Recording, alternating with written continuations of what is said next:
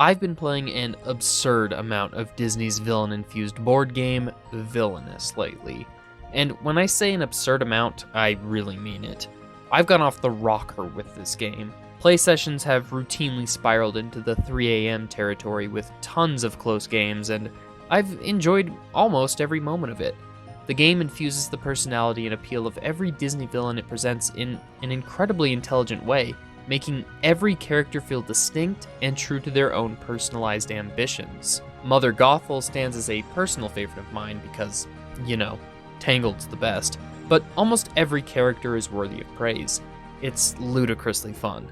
Naturally, with all this exposure to a variety of Disney villains, I've been thinking a lot about the villains in Disney's pantheon, and subsequently how those villains are portrayed in the Kingdom Hearts series.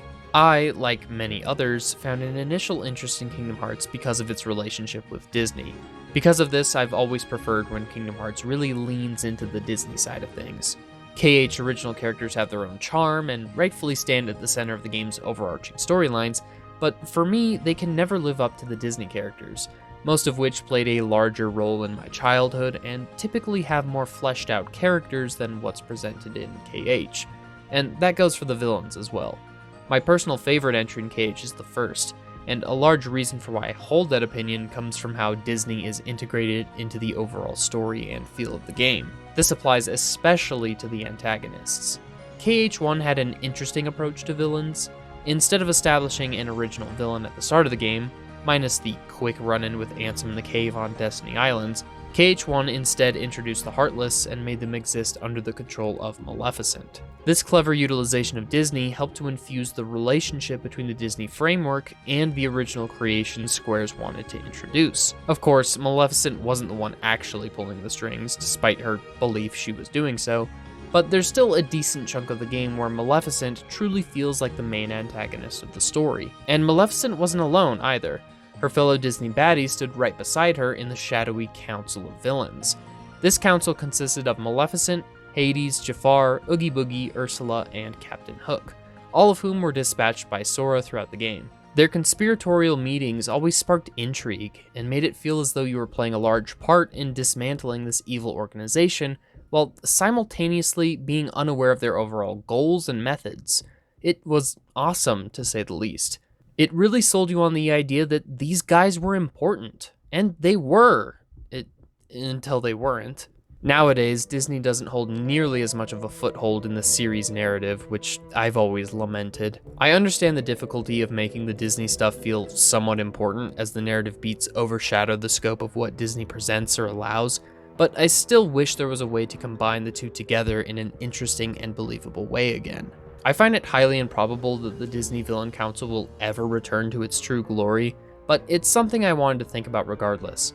To start, I want to look at what a Neo-Villain Council could realistically look like in KH4, then I'll delve into what I simply want to see from this theoretical scenario. So how exactly could the Villain Council return?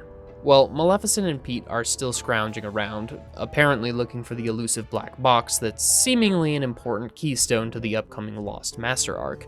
They seem to be aware of its location currently, but that could quickly change should Luxu or the other foretellers do something about it. The contents of this box are unknown, but it's entirely possible that Maleficent and Pete are aiming to claim its power and use it for interworld domination, because that's always worked in their favor. If this is their ultimate goal, then there's a chance they could employ the aid of other villains in an attempt to claim the box as a collective group. More hands means a greater chance of claiming it, right? But this leaves one question unanswered. Where would this council meet up? And, counsel one another. One of the best parts about KH1's Villain Council was their base of operations being in Hollow Bastion. Them having a centralized area to scheme and plot was awesome, and it made you feel really cool infiltrating this place you'd periodically seen in cutscenes throughout the game. As the series progressed past KH1, the final worlds weren't inhabited by the Disney villains anymore. Rather, the KH original antagonists inhabited them instead. The world that never was had Organization 13, and the Keyblade Graveyard had the real Organization 13. Ooh. KH1 did have the end of the world post Hollow Bastion, but their base of operations was still close enough to the final act to fill the same role. For KH4, I believe the Villain Council could set up shop right in Quadratum somewhere. Sure, it's supposed to act as the real world to some capacity, but they could still scheme there in some way. I imagine the only villains who could show up would be ones who've died in the past. Perhaps Maleficent has a way to travel between Quadratum and the living world, given how she died in KH1. The other villains accompanying her could be ones who exist in the afterlife already, a la De La Cruz. Or they could be villains who Sora vanquished in the past, or who died in the past. People like Clayton. Yeah, fat chance of that one. Scar, or even Mother Gothel. She's such an unlikable and genuinely awful human being. I don't think anyone actually wants her back, but I do, baby. Bring her back! If Quadratum doesn't work for the council, then I don't really know where they could potentially go. Maybe they could stick it out at the Keyblade Graveyard, but I feel as though that location hasn't fully served its purpose yet, given its relationship with the Master of Masters and the Foretellers. Alternatively, instead of having the council search for the black box the whole time, maybe they end up being manipulated once again by the Master of Masters in some way. They get a huge buff in strength, but they slowly lose their own free will at the same time. Or maybe they obsess over the prophecies he tells them, similarly to what happened in Scala ad Caelum with the Foretellers. That's where that happens, right? I don't really know the phone game very well, I'm not gonna lie. That could introduce some fun dynamics between the villains. I don't know, man. Something's gotta work. So, yeah, I mean, that's what the Villain Council could look like in the future. In KH4, I guess. They'd be working together to find the black box, or something else loosely related to the plot, and kill all the worlds or whatever. Oogada boogada, they're bad guys. If I'm being honest, I don't think there's any way something like this will actually happen in KH4. It feels as though the Disney stuff being really important ship has long passed. So instead of trying to make sense of how it could realistically look, I want to throw my own ideas at the wall and just say screw it. I'm entering full-on fanfic garbage territory and bringing you all along with me. Alright, so it seems pretty unlikely that the Disney villains could pose any true threat to the majority of the KH protagonists at this point. They're basically pushovers that have been dealt with too many times. As such, I would propose that the Villain Council should return in one of the side games. They aren't intimidating enough to be the main villains on Sora's journey, but I don't know, maybe they could be for Kairi or something? I know the quote-unquote side games are actually integral to the Kingdom Hearts plot, and skipping them is ill-advised to say the least, but it seems like a fairly good idea to use the Villain Council to some extent in one of these side games. Here's my pitch. Kairi's all jumbled up from having her memories looked through during Melody of Memory. It's just a complete mess in there. In order to recover, Yen Sid tells her to go on a quest with, I don't know, Clarabelle Cow and Horus Horsecaller. While adventuring through Olympus Coliseum, because that needs to be in every Kingdom Hearts game on God, Kairi learns that Maleficent is looking for an all-powerful black box. Remembering her own experience with Maleficent, Kairi sets off to dismantle Maleficent's machinations for good. However, Kairi, Horus, and Clarabelle learn that this won't be an easy task, as Maleficent has once again brought a band of Disney villains together. This new organization refers to themselves as the Real Villain Council. Ooh.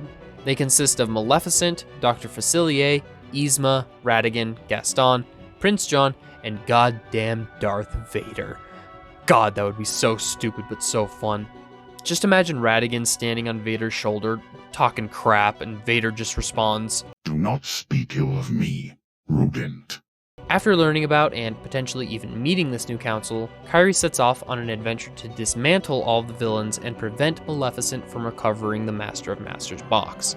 Now, this would likely have some grander villain that swoops in at the end and ties everything back together in some cool way, but this is just me spitballing about what this could potentially look like. But I mean, holy crap, wouldn't it be awesome to have an intense boss fight against Ratigan inside Big Ben? Maybe he collapses to the bottom of the clock tower, then emerges as an enraged Heartless of some kind. Or to fight Gaston atop Beast's castle as the rain pours over you. Or, damn man, just have Dr. Facilier straight up control the Heartless using voodoo or something. It'd be so cool, but it'll likely never happen, sadly. I enjoyed Kingdom Hearts 3, but one thing that stuck out to me was the lack of Disney villain fights. Which is fine, I guess, but it still would have been cool to fight more iconic villains instead of just Big Heartless. I wanted to beat up some demonic Heartless infused Mother Gothel, but what can you do? Sorry if this video was a little too rambly for your taste, but I really wanted to talk about how cool the Villain Council was in KH1 and how exciting it would be to see it return someday. These things may never happen, but dang it, it's fun to talk about. Okay, just one more courtesy of my older brother. What if you had to fight Frollo, and he collapses off the side of Notre Dame, and after you think it's all over and done, he scales back up the cathedral, infused with Ifrit, and the music just starts blasting hellfire. Like, oh my god, that'd be so good. Or at least it'd be significantly better than fighting a damn multicolored gargoyle Dream Eater. So disappointing. Time to return to reality. Thanks for watching the video. If you watched it, please, for the love of God, talk to me about other cool Disney bosses that could be in Kingdom Hearts. Thinking about this garbage gives me life force. Oh, dude, the Headless Horseman. The Headless Horseman would be so good. Okay. I gotta stop. Have a good one. Oh, and go try Villainous. It's really good. Okay, thank you. Goodbye.